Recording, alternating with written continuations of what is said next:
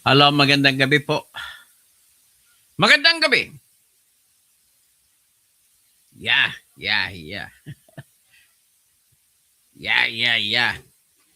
O ngayon, mukhang madidismiss ang kasong impeachment laban kay Sara. Alam mo anong dahilan? Magugulat kayo mga abogado, mga judge, mga justices. Magaling din pero si Atty. Torion. Magugulat kayo. Anong dahilan? Hindi maleta. Ano dahilan? Ano bang dahilan na pwede? Napakaganda po ng kwento sa dahilan. At ang dahilan po ay forum shopping. Magugulat yan. Alam mo, sa lahat ng dahilan, pag madismiss ang kaso mo na dahil sa forum shopping, nakakalunos. Nakakalunos yan. E, tanong ko, pag yan po ang dahilan na ginawa sa pagdidismiss ng kaso, ang feeling ng abogado, devastated. Kasi, kung tingnan mo, parang walang kwenta. Pero, matindi ang batas ng Supreme Court sa forum shopping. So, ngayon, kung paano mangyari, i-discuss natin. Pero bago niyan, siguro, ilalatag ko na.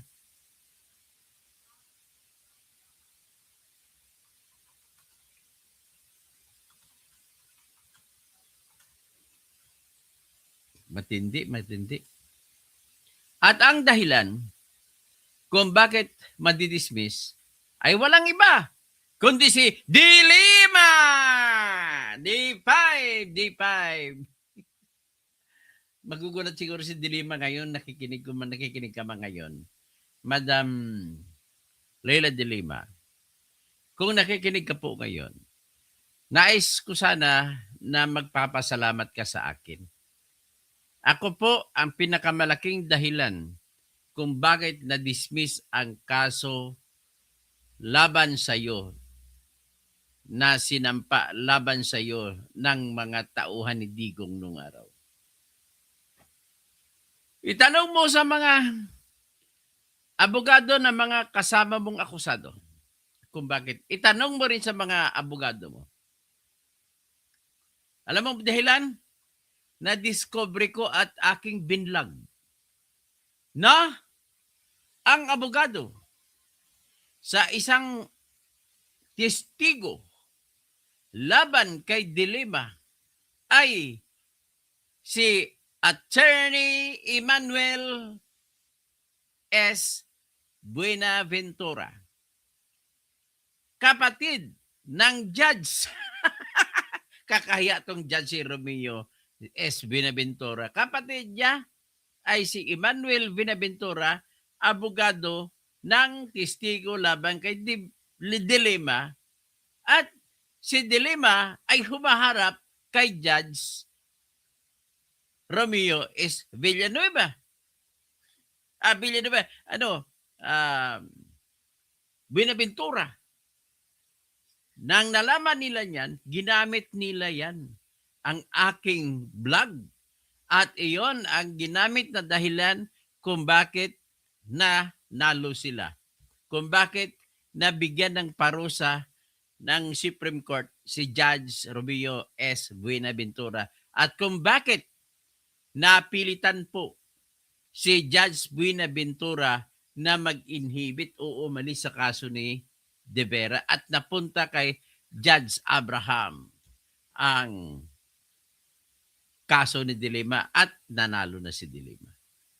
So, naimbaga rebim, mga kabsat ko, mayapabingi, mga kabalen ko, masanto siya labi, mga Pangasininse, mga kabag-anak ko sa Pangasinan, marayaw dum sa mga kaklase ko sa Mindanao State University na mga tausog, mapya kagawi sa mga naging mga schoolmates ko sa Mindanao State University sa Marawi at lahat mga Maguindanao, Agu, Maranao. Mga matataid tanulangon. So, ito na ngayon, bago natin umpisahan, pakinggan niyo po muna, pakiusap lang, pakinggan niyo po muna yung aking kanta na original na kanta para kay BBM. Pinopromote ko lang itong aking kanta.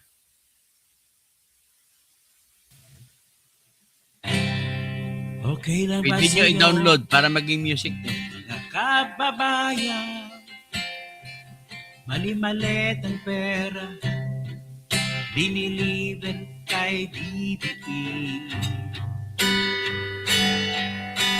Okay lang ba sa'yo?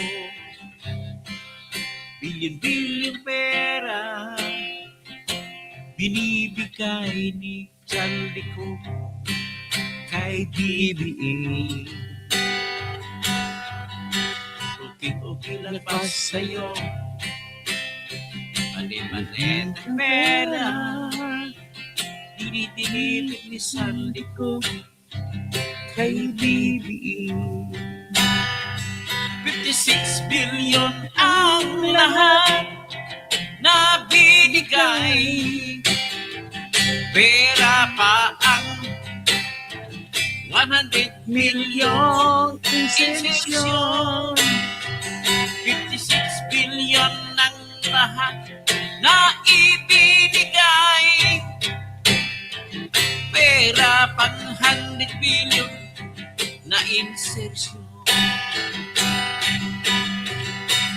Tingnan pa sa'yo, mga kababayan ko, mali-malit ang pera, hinatisaldi ko kay BBM. Bienvenido, Riquitillo!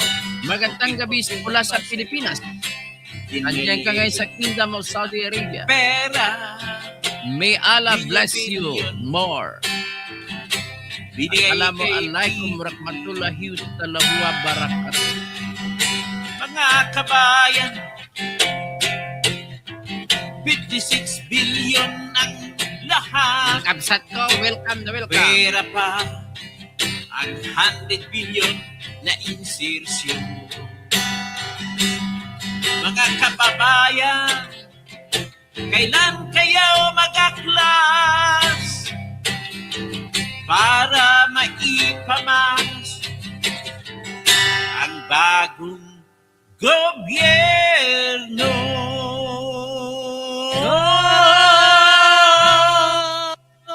Ayan, okay ba yung bago kong kinumpos na kanta?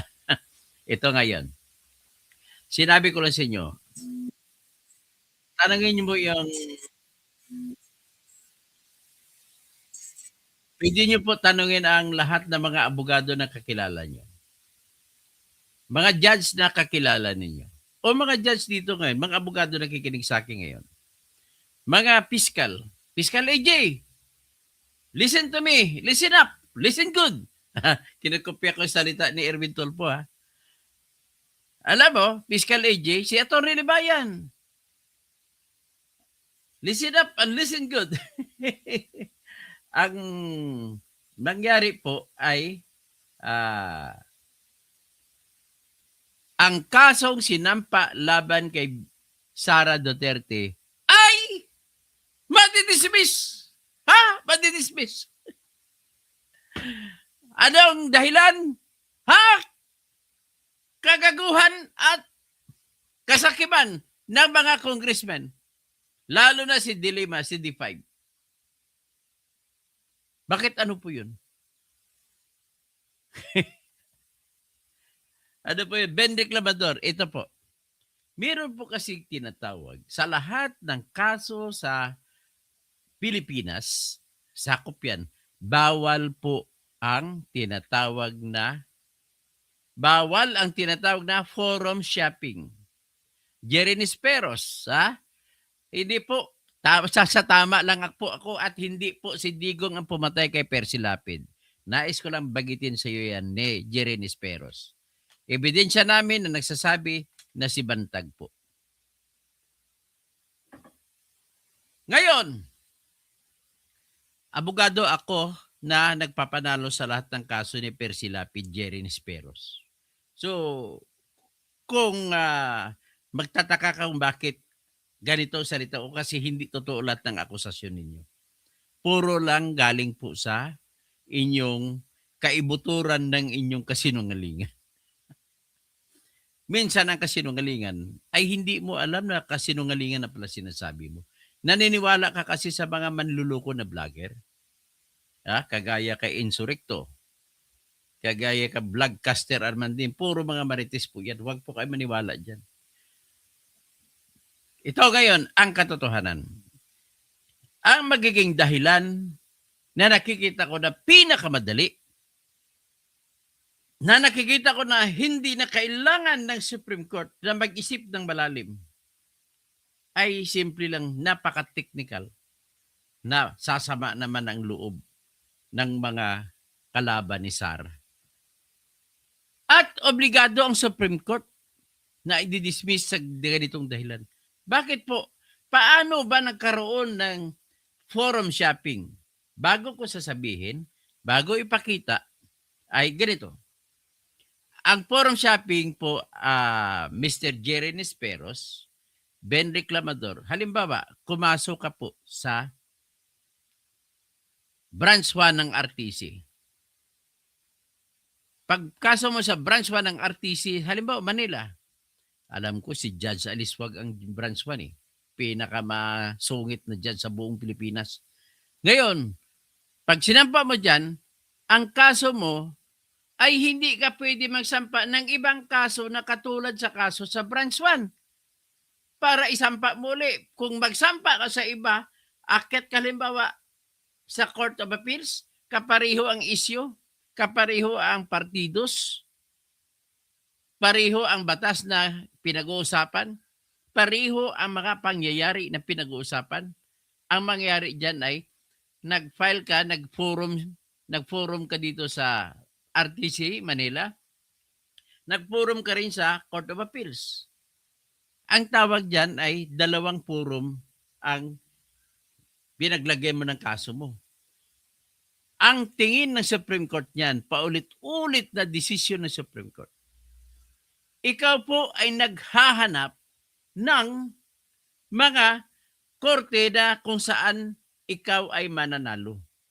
So, forum shopping, court shopping, ang pinaka-literal na salita na pwedeng gamitin, court shopping, forum shopping. At since time immemorial, pinaparusahan ng dismissal ang kaso na forum shopping. So ngayon magtatanong kayo, anong kinalaman yun, Attorney Toto? Anong kinalaman niya sa kaso ng impeachment laban kay Sara? O yan anong kinalaman? Okay, Melinis J. Mayap Abingi.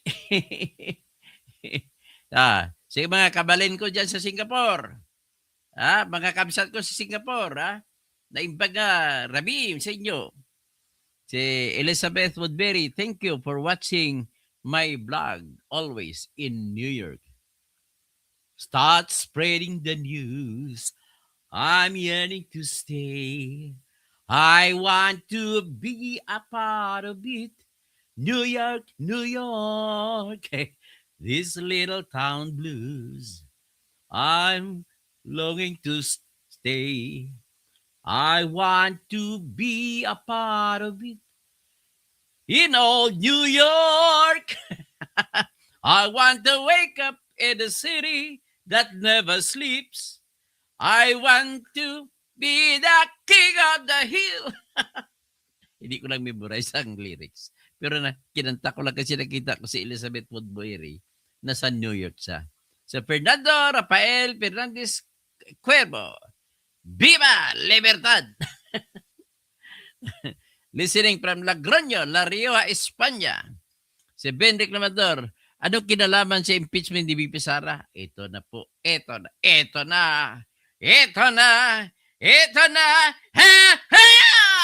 Dubi-dubi-dub. Ito. Sabi ko nga, ito po ang nangyari. Na-discover, di ba 4 na reklamo, binreklamador, 4 na reklamong impeachment laban kay Sara. May una, ang una sinampa ng grupo ni Trillanes. Ang pangalawa ay sinampa ng grupo ni Kiko Aquino.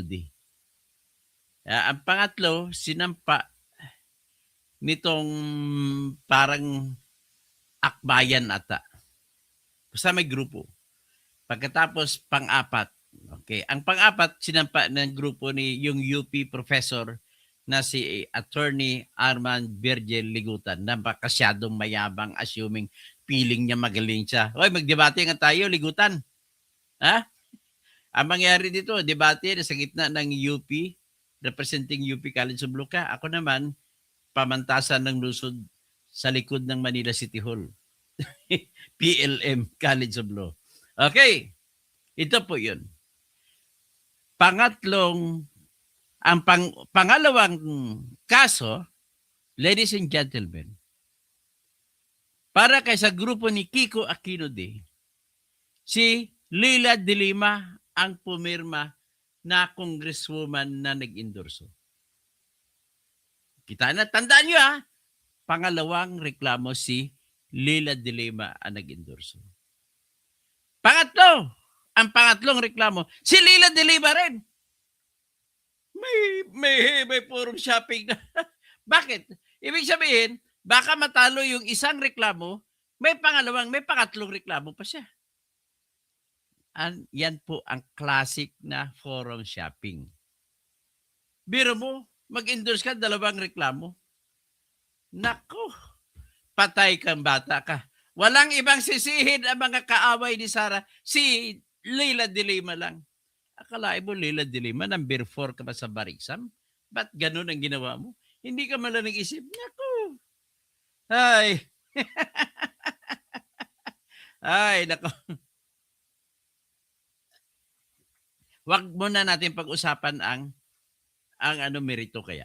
Yan lang, doon na muna tayo tututok. Mamaya natin pag-usapan yung mga merito. Teknikalidad lang muna. So ngayon, meron dapat nilagay, bawal yan ang forum shopping. So ang ibig sabihin, baka matalo ang isang pangalawa kasi before February 6, pinail yung pangalawa. So naisip ni Dilema, bago mag-February 6. Ang utos ng Supreme Court, walang anumang bagong reklamong impeachment ang maaaring maisampa na mas maaga pa sa February 6, 2026. Sila! Nagsampa ng February 2.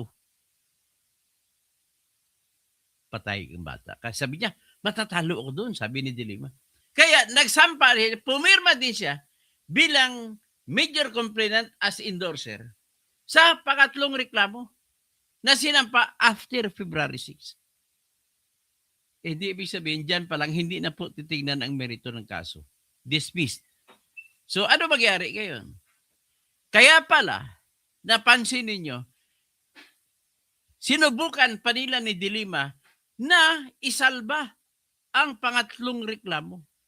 Sinabihan niya si Kiko Aquino na i-withdraw mo ang reklamong pangalawa.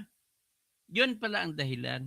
Kasi pag withdraw ang unang kaso, ang gustong palabasin ni Dilema ay hindi na siya complainant sa pangalawa. Magagamot ba yun? Hindi, kasi nakasampa na. Ngayon, 2 ang epekto niyan. 2 ang epektong legal ng pangalawang impeachment na winidraw.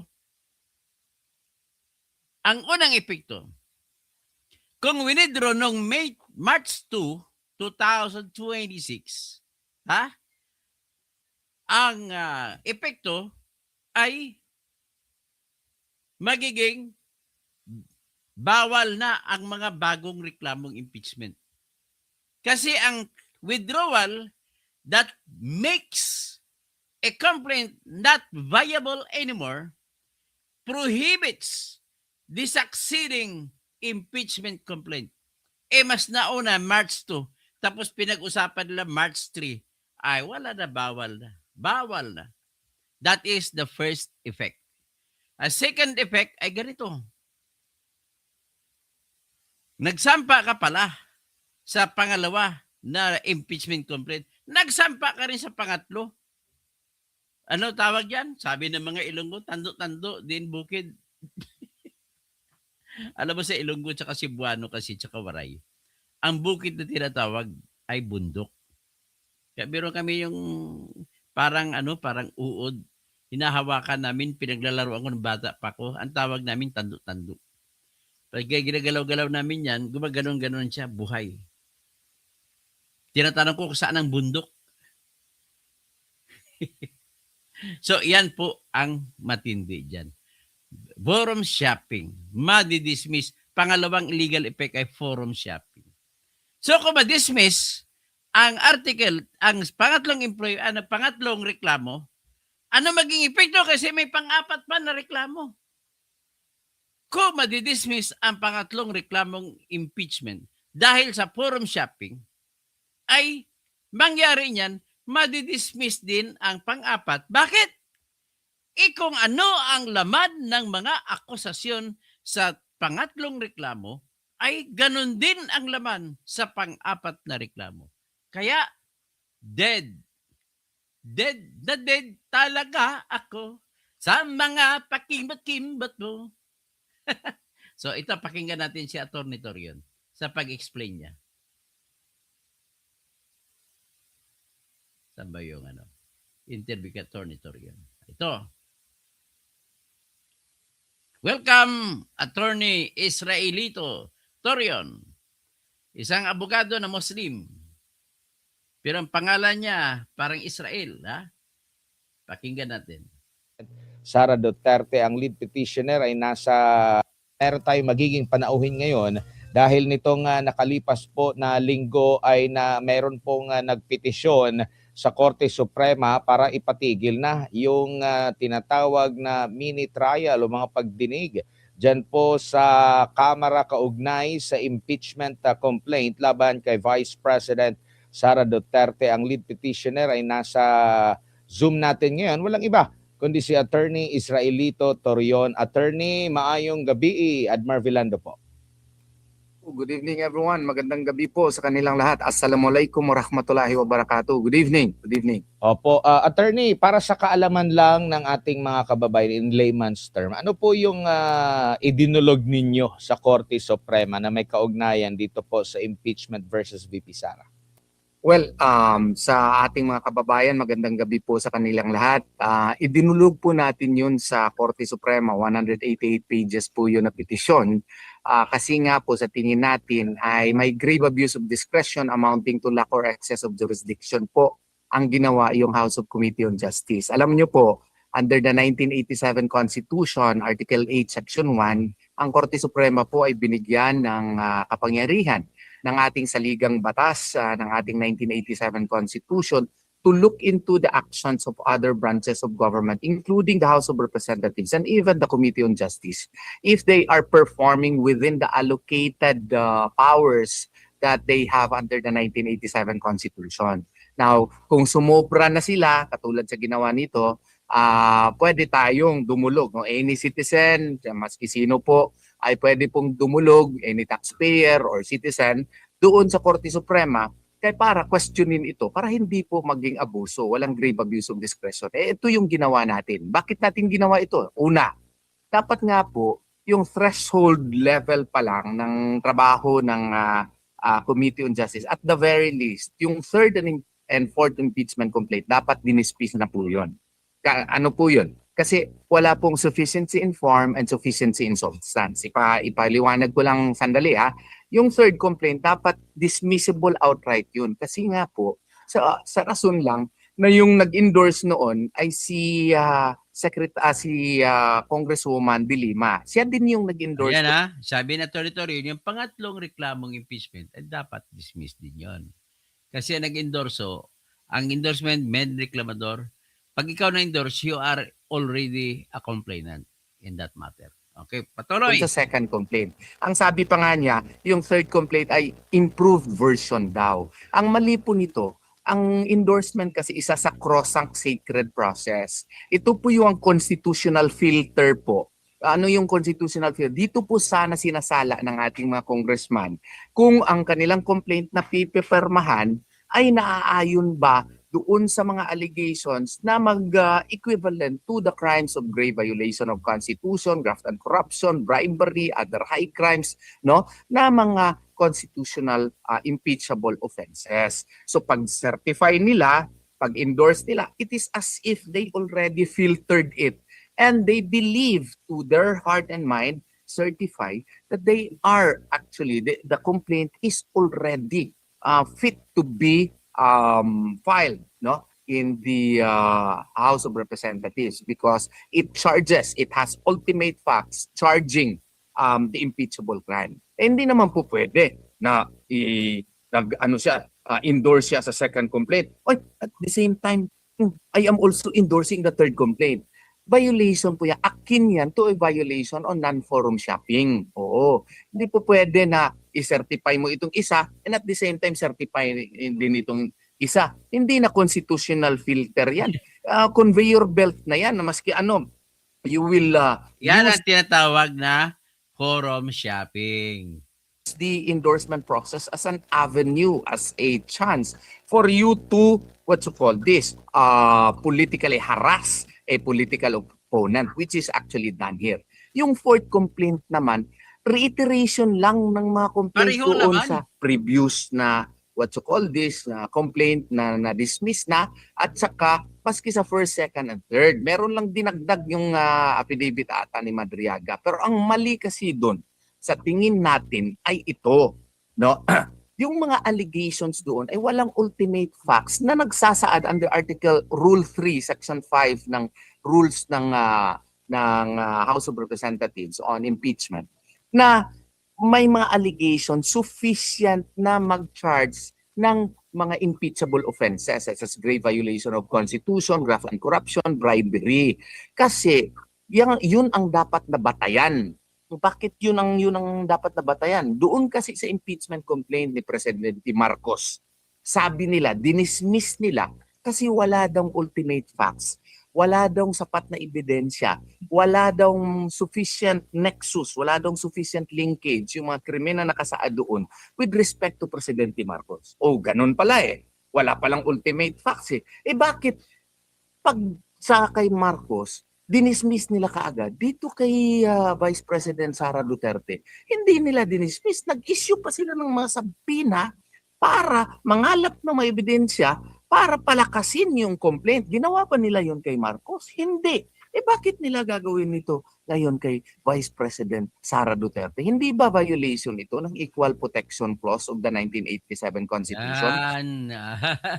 Kumbaga, ang Senate hindi lang forum shopping.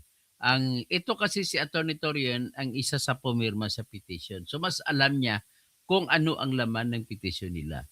So hindi niya tinawag na forum shopping, pero forum shopping din 'yon kasi parang dalawang conveyor belt sumakay si Leila de Lima.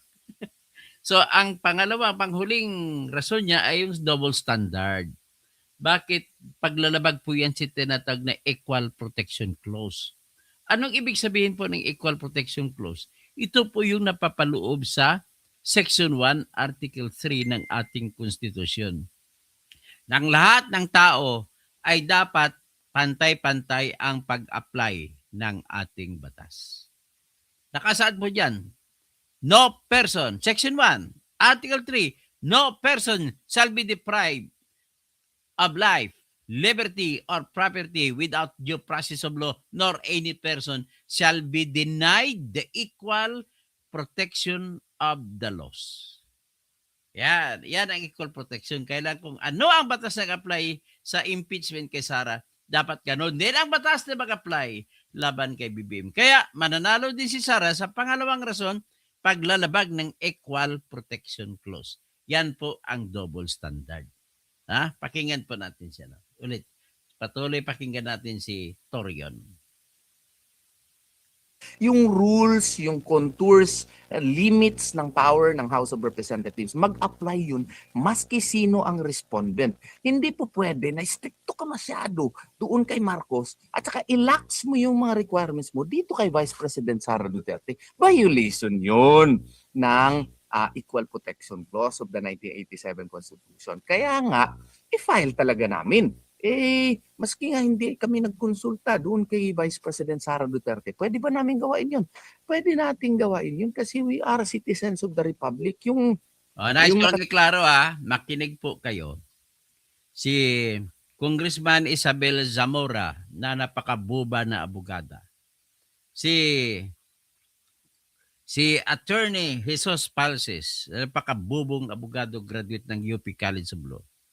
Si Attorney Terry Ridon na napakabubo na abogadong graduate ng UP College of Law. Ang katwiran nila, mali daw yung sinampa na petition nila ni Attorney Torrio na grupo. Kung tawagin mo sila, mga Duterte lawyers. Kasi daw, hindi sila nagpaalam kay Sara Duterte. So, ang sinasabi nila ni Torion, wala raw legal standing itong mga Duterte lawyers. Bakit walang legal standing? Kasi sabi niya, si Sara lang daw ang pwede magreklamo sa Supreme Court. Bubo mo naman. Bubo nyo kung graduate ka ng UP. Ba, mga college of law, UP professors, sampulan, sulatan nyo itong mga graduates ninyo. Biro mo, kami mga Pilipino, mga taxpayers na nagbabayad sa inyo mga sweldo sa mga professor dyan. Sweldo sa mga instructors dyan. Sweldo ng mga, tuition ng mga estudyante dyan. Para lang natin ang buong bansa yan. Tapos ganun lang ang produkto, bobo. Anyway, taga-UP rin naglugbok sa Pilipinas si Marcos Sr.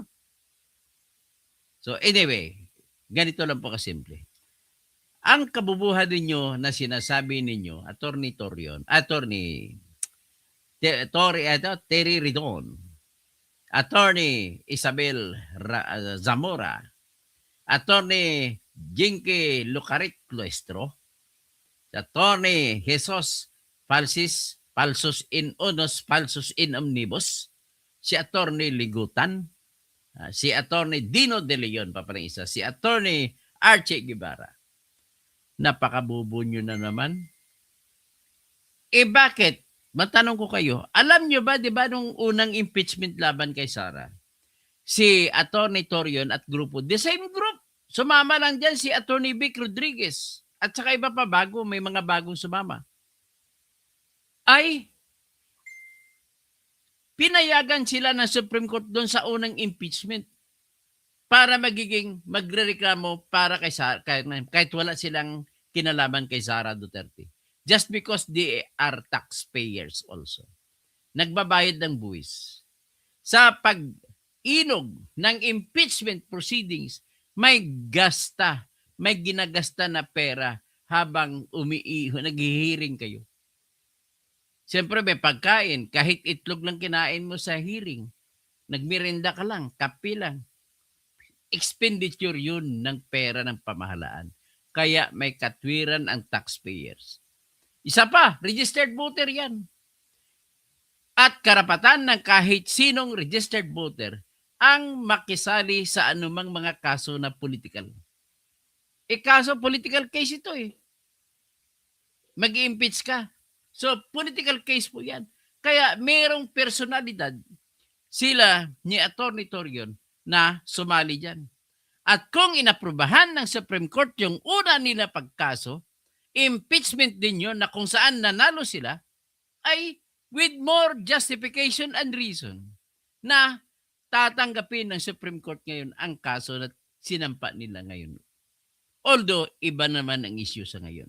Okay, pakinggan natin patuloy si Attorney Israelito Torion. Din po siya sa College of Law ng KOJC.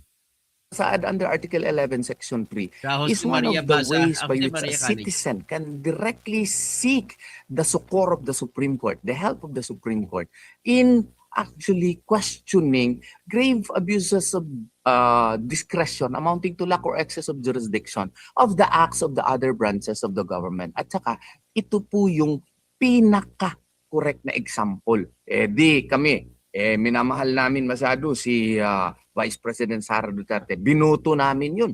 Binoto natin yun. More than 32 million voters ang nagboto sa kanya.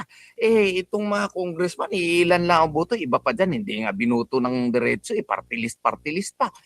Ang bias-bias pa. Sila pa yung complainant, sila pa yung nag-endorse, sila pa yung tumatayong ngayong napakaingay pa, sila pa yung napakaingay at sila pa yung mag-determine kung sufficient in substance ba and sufficient in form. Hindi man lang another ground nga din yan, hindi man lang nag-inhibit. Pwede ba yun na sila na ang magiging investigator, sila na ang magngangalap ng ebidensya para palakasin, para ipahiya pa masyado si Vice President Sara Duterte na hindi naman yun sakop ng kanilang mga powers and authorities under the 1987 Constitution. So siyempre, mag-file kami ng kaso. Kaya natin ginawa yun. What is good for the gander should be good for the goose. Meaning, kung anong standard na in-apply nyo yung pag-dismiss doon sa kaso against kay Presidente Marcos, dapat ganun din yung standard na ginamit ninyo kay VP Sara Duterte. Kaya nag-file tayo. Opo, ang lagi pong sinasabi po ng Kamara ay ang sole power sa pag-initiate ng impeachment ay nasa kanila. At lagi nilang inulit-ulit na itong kanilang hakbang ngayon ay in accordance sa kanilang House rules sa pagtalakay dito po sa impeachment and in accordance din sa yung pinakahuling decision po ng Korte Suprema na kinatigan din po yung inyo pong petition last time. Totoo yan. The House of Representatives has the sole power to initiate impeachment complaints. However, the initiation process and the file and in the process of filing and perfecting such impeachment complaint, must be constitutional. It must be within the contours provided under the 1987 Constitution. Dapat sumunod sa konstitusyon na utos. Yan ang ibig sabihin ni Atty. Ridon. Atty. Torion. Saan ka makakita na ang House of Representatives ngayon nagpa-issue pa ng mga subpoena over certain corporations na hindi man lang nakasaad doon sa complaint? Saan ka nakakita yung complaint? Hindi naman nakasaad kung anong SALN, anong specific SALN ang nag-exceed o tumaas masyado yung kita ni allegedly ni Vice President Sara Duterte. Wala namang specificity yung complaint. Dito sa overbroad masyado yung mga subpoena na ginawa nila na para na talagang fishing expedition ang ginawa nila. Sobra na yun. Kaya kailangan na dumulog tayo sa Korte Suprema para maklaro at masabihan sila, hindi po pwede yung ginagawa ninyo. Grave abuse of discretion yan. Violation yan sa due process. Kailangan fair. Kung ano yung in-apply doon kay Marcos, dapat yan din ang i-apply ninyo dito kay Vice Presidente Sara Duterte. Opo, yung sinasabi nilang House rules po, attorney, inyo po bang nahimay din yun? At meron ba kayong nasilip doon na hindi pwede sa ilalim ng konstitusyon? At sino ba yung mananaig konstitusyon o yung House rules nila? Well, meron sila, alam ko anong sinasabi niya. Una, yung Rule 3 Section 5 na ang gagamitin ko against them. Kasi yung Rule 3 Section 5 kasi in the determination of requirement of substance, it is actually met if there is a recital of facts constituting the offense charged and determinative of the jurisdiction of the committee. Meaning, dapat sa kanila, i-determine nila yung complaint kung ang mga allegations ba doon ay equivalent to grave violation of the Constitution, bribery, graft and corruption. Wala ngang klaro Ang impeachment supposedly is personal. Hindi yan institutional. Ang mga allegations doon, pagka DepEd Secretary pa niya. Tapos may mga allegations, nagbibigay ng mga envelope, hindi nga nakasaad kung sinong binigyan. Si Vice President pa mismo ang nambigay, hindi nakasaad doon. Hindi naman po pwede na yung mga kamalian kung meron man doon sa mga sa mga staff, ipahid mo diretso doon sa vice presidente at the time when she was still a DepEd secretary. Okay? Office specific po yung crimes na iyon. Kaya nga, walang ultimate facts. Tapos sasabihin nila, yung nag-issue kami ng subpoena, pursuant naman yun sa aming rule-making power. Nasa rules namin yan. Totoo yan. Oh, we concede to that. Pero, yung ginagawa kasi nila, yung clarificatory power nila to conduct clarificatory questionings, pareho yan sa piskalya. You can clarify, you can issue, or you can actually ask clarificatory questions on matters raised in the complaint. Pero kung hindi yun nakasaad sa complaint, hindi ka pwede magsapina maski mga korporasyon na hindi nakasaad doon sa complaint, isali mo na. Pati yung mga SALN na hindi naman nakasaad specifically doon sa complaint, isasali mo na. Masyadong overbread na yung, masyadong broad masyado yung ginawa nilang mga subpoena na ginawa, which is already a violation of the rights also of VP Sara Duterte. Iklaro ko lang ha, ito, sa Article 5 ng third complaint ni Savalya, no? Accordingly, Savalya invoked unexplained wealth and SALN non-disclosure. It alleges that respondent's salary could not explain hundreds of millions in her bank accounts and concludes that she failed to disclose assets and true net worth. O, yan lang, ha? Ang sabi niya. Okay, pag-usapan natin yung SALN. Ito, may i-upload ako. SALN. Ipakita ko ang SALN ni Bongbong Marcos, SALN ni Romualdez, at saka SALN ni Sara. Tingnan ninyo. O, ito. Ito yung official SALN and appraised wealth summary. Ang kay Bongbong Marcos noong 2020 ay 203.8 million. Sa 2020 rin, ang kay Speaker Romualdez ay 475.6 million. Ang kay BP Sara ay 44.8 million. Layo, di ba? Wala, 400 million plus ang kay Speaker. 150 million plus ang lamang ni BBM. 2028, 2021 na taon. Ganon din ang kay Romualdez. Ganon din ang kay BBM. O mga tangkonti si nag-plus plus 14, nag-14 million na 13 plus million na dagdag kay Sara. So naging 58 million. Noong year 2022, ang 203.8 million na naging 960 million, 0.7. Ang kay Marcos, kay Speaker, naging 475 billion pa rin. Maraming tinatago ay hindi pinapakita. Tapos ang kay Sara, naging 71.7 million. Ang nag-i-increase po na SALN, yan nagpapatunay na nire-report niya ang kinikita niya. Yung mga hindi nag-increase, yan po ang katibayan na tinatago nila yung kanilang kinikita. So, si BBM, noong 2022, hindi niya tinago, nag-increase. So, ang increase ni BBM sa 2022 kumpara sa 2021 ay 757 million.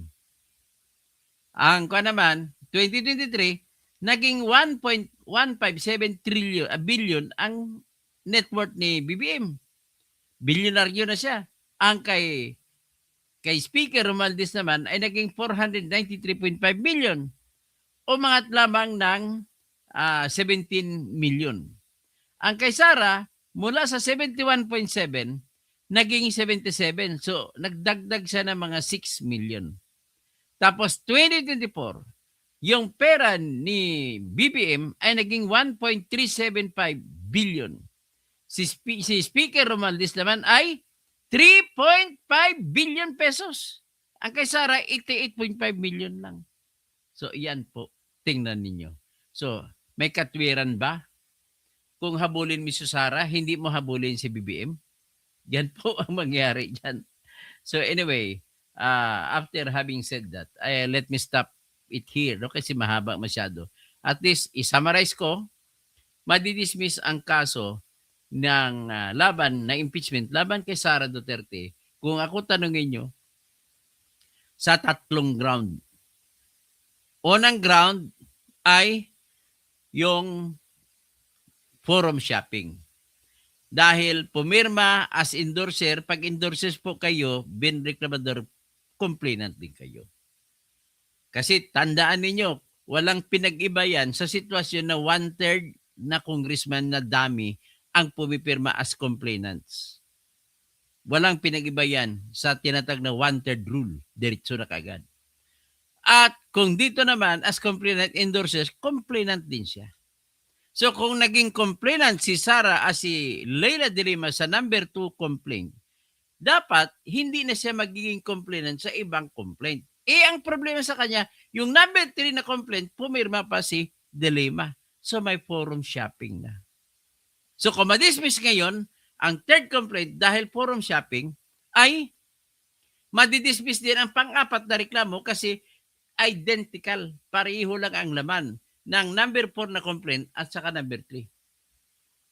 Another ground, pangatlong ground na pagka-dismissal, sapagkat winidraw na ni Kiko Aquino D yung pangalawang complaint noong March 2, ibig sabihin, hindi na sila pwede mag-deliberate ng bagong impeachment pagkatapos ng March 2. Kailangan March 2 next year na naman sila pwede magsampa ng reklamo. So, tatlong dahilan, di ba?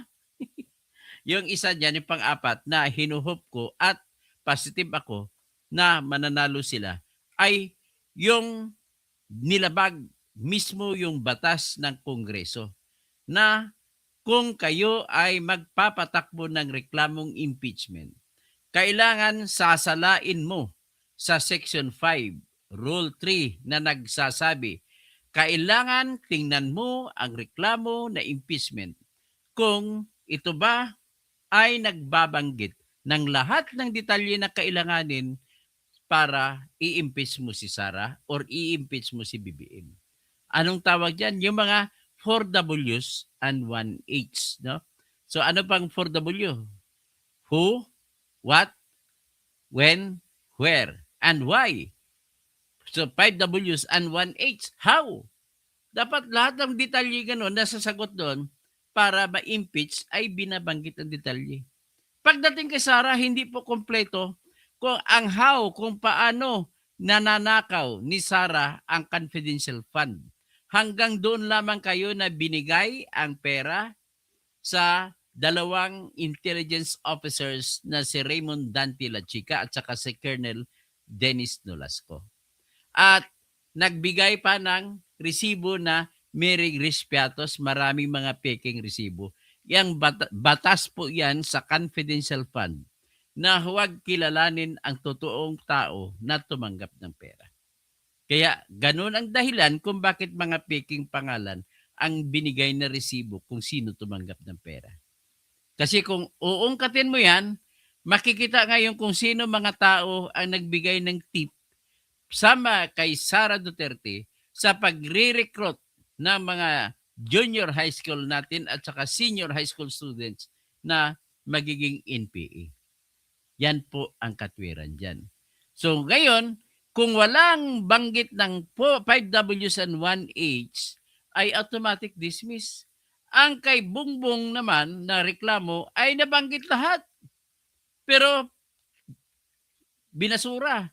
So, ang puntos, dapat double standard. Kung tama ang ginagamit nyo kay Bongbong, dapat ganun din ang standard na gagamitin nyo kay Sara.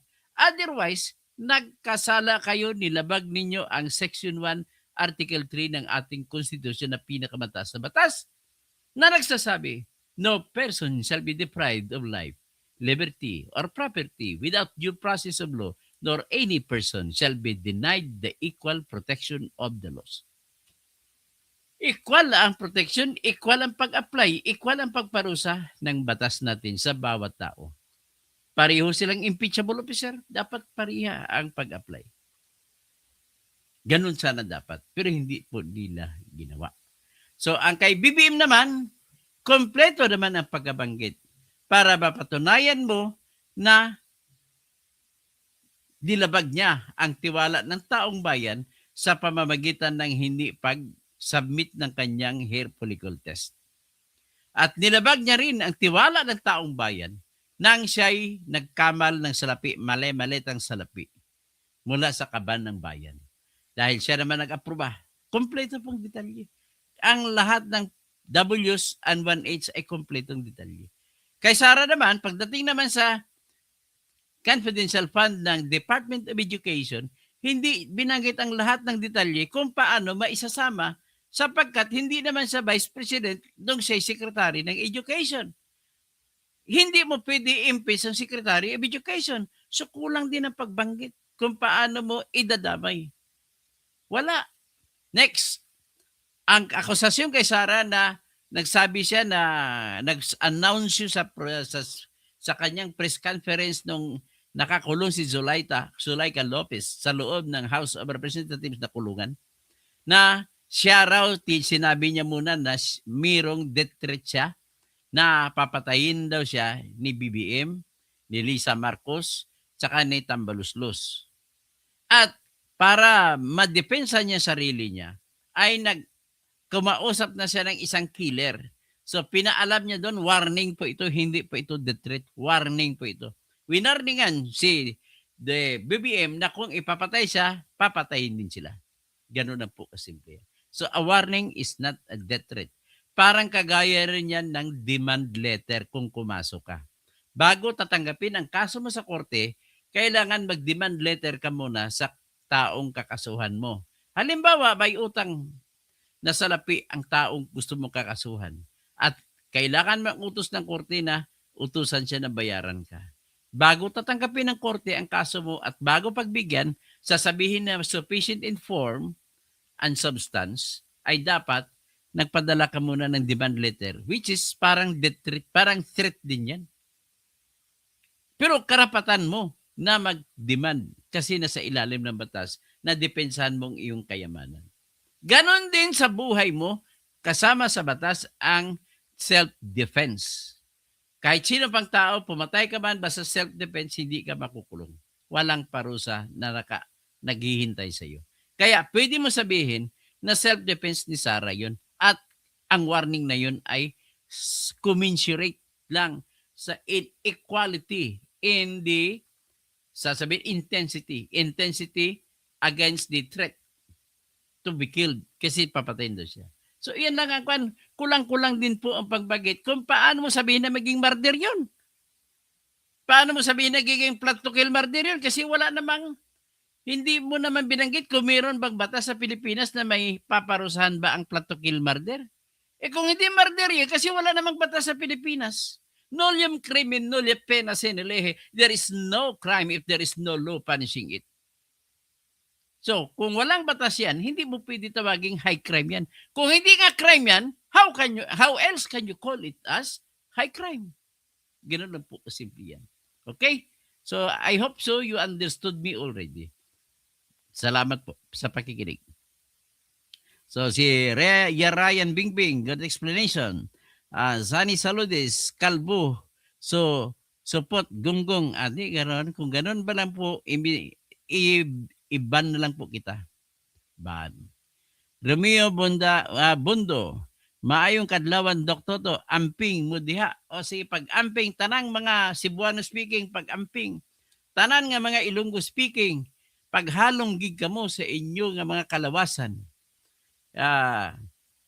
Tapos si Romeo Bundo, si Junior, si Ben Reclamador, Mr. Tambi, nandito ka pala. Sino ba yung Tambi? Si William Castillo, William. Nga mo, kung abogado yan, nasa isip mo, gago, ayun. Bawal po mga salita yan dito. Mula ngayon, maging disente na tayo, kaya iba na po kita. Mr. Romualdez Tambi, Ben, kasimple ng logic, yung inakusa kay BP Sara, puro criminal case. Pwede naman sampahan ng kaso dahil di yan immune. Bakit impeachment? Tama naman ang mga tanong, mga punto ni Mr. Romualdez Tambi. Virginia Malonzo, Ramel Bengson, Elson Hisona, mga solid Duterte, Jan, likes naman kayo. Terminal, may dismissal ba sa Senado? Nakasalalay pa rin sa mga hunghang na senador ang kapalaran ni BP Sara Attorney. Malamang pero. May mananalo sa Senado, sigurado ako dyan. Tapos si Romeo Bondos Jr. Bundok Jr. At tapos Ben Reclamador, walang forum shopping kasi isang hindi po. Ang forum shopping po sa hiwa-hiwalay na reklamo po yan, Ben Reclamador. So Mr. Romualdez Tambi, Ben, kala ko nagising ka na sa katotohanan. Mga anga-angahan ka pa din pala. Malo the Survivor Mix Vlogs. Wala din ang sinasabi ng ibang attorney, Sir Toto. Salamat po. Ben Reclamador, insufficient inform yung ebidensya mo. Katuto, anong insufficient inform? Walang form dito. Tama po ito. M is million, B is billion. Okay. Tapos Anchor Channel TV, pinagwawalang sala ng kaso ni Corona sa SALN na actually si Corona napawalang sala po siya sa Sandigan Bayan, hindi po sa Supreme Court. Na-convict si Corona sa hindi paglagay sa kanyang SALN ng mga ibang kinita niya. Pero yung kaso niya sa Sandigan Bayan ay kinakasuhan siya na nagkamal siya ng salapi na hindi mapapaliwanag.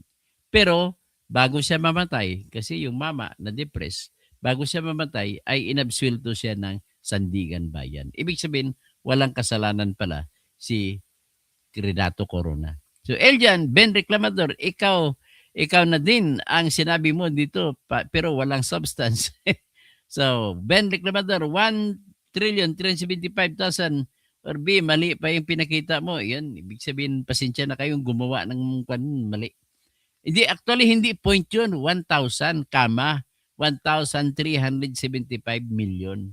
Ang ibig sabihin, kasi 1 million, 1,000 na 1 million ay 1 billion. Okay? Hindi mo siguro nakita na may kudlit eh. Ben Reclamador, nandoon sa narrative ng isang witness na nagsalita sa hearing sa House, sinabi kung saan galing ang sobre at detalyado ang pagkakwento niya kung saan ang galing at paano naibigay. Wala rin siyang kwento, Ben, kung para saan at kung sino kontraktor at kung anong kontrata, anong proyekto. Okay? Siguro naintindihan mo na ako. Lalento Renuevo, nabulgar ang Kangaroo Court ni Luistro at kasamahan niya. Si Ben, wala bang mga bubong didiis dito? Wala pa mga bibis. Ako didiis din ako, hindi din ako bubo eh. Romel Bengson, misleading kasi doktor yung mga abogado na anti-Duterte kahit alam na nila na kulay puti, ititwist pa rin nila. Tama, ganun napansin ko sa kanila. Edwin Maribay, si Kibuloy, di mo nga na ipagtanggol. Bakit ko ipagtanggol si Kibuloy? Hindi ko naman siya kliyente, unang-una. Pangalawa, gusto ko siya makulong. Hindi ibig sabihin kung kakampi siya ni Duterte, kakampihan ko rin siya. Alam mo, may Gcash ako kung gusto mo magbigay ka, Ben. Pero hindi ko na muna nilagay kasi nahiya naman ako sa inyo. Ben Reclamador, ganun din yung kay Corona. Wala din sa complaint ang NCSL. Hindi, meron. Meron complaint sa SLN po. May SLN, meron po. Ngayon, si Dutae nga ang nagtatago sa Joe. Hindi po siya nagtatago, Joey Nadal. Ang abogado yung nagsampa, kini-question ang mga ginagawa ng House of Representatives. Ang intention niya ay doon siya sa Senado magpresenta ng ebidensya. Hayaan niya lang ang House of Representatives na gumawa ng gusto nila gawin, pero doon siya sa Senado magpepresenta ng ebidensya ng kanyang depensa. Elson Hisona, bawal ang tanga rito. Edwin Maribay, dapat ipagtagal mo si Digong sa dihig. Ay kung bibigyan ako, kung akong kukunin niya abogado, may ipagtanggol ko yan. Ganun lang po kasimple, Edwin Maribay. Chris, nakinabang ka kasi. Kayo sa nakaw ni hindi po ako nakinabang. Kahit piso, wala pong binigay sa akin. Matagal nang walang pera yan si Digong. Kung totoo siya sabi ni Trillanes, 150 million kada buwan binabayad niya kay Kaufman. E di, 1.5 billion na ngayon na ubos ni Digong. Kaya yan ang pinakamalaki kong ebidensya. Bakit ko sinasabi na si Trillanes ay sinungaling. So, Romel, dapat gawing security guard si Terry Ridon. Oo nga, pakamukha niya si Mr. Bean na Pilipinas sa laki ng pisngi. So, si Cookie Ridon. Ben Reclamador, sabi ni Jenny Bumagat, si Cookie Ridon.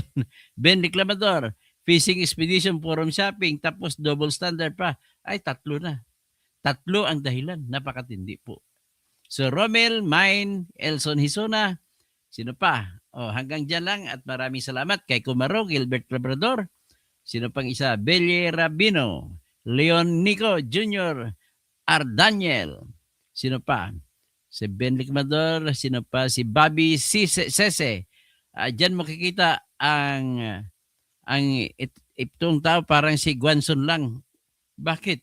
Kung ganito sa akin pero at least wala kang sinabi na kalbo. Hindi po kita ibablock. Linar, Hinds. Anong Hinds? Bilma hapon.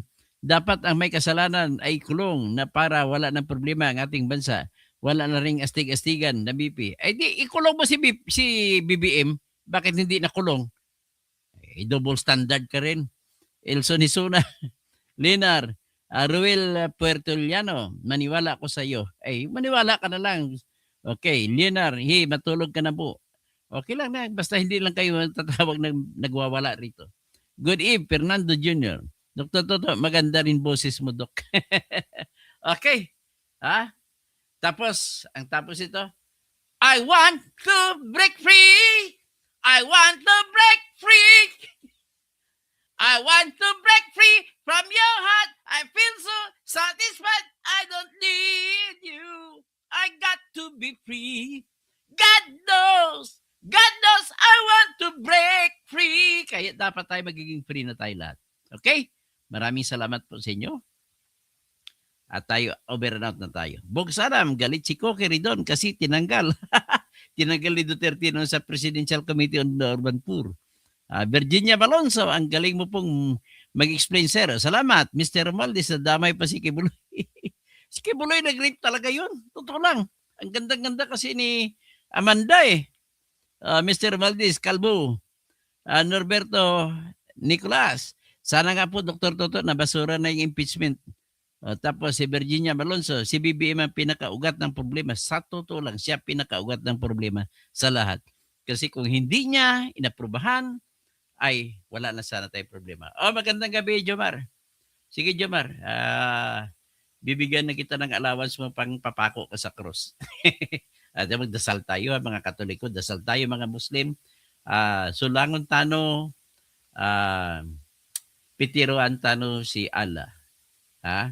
Bigyo tayo sa mga grasya at alagaan ang ating katawan, alagaan ang ating katahimikan, alagaan ang ating kinabukasan, lalo na ng ating bansa. Maraming salamat po sa lahat.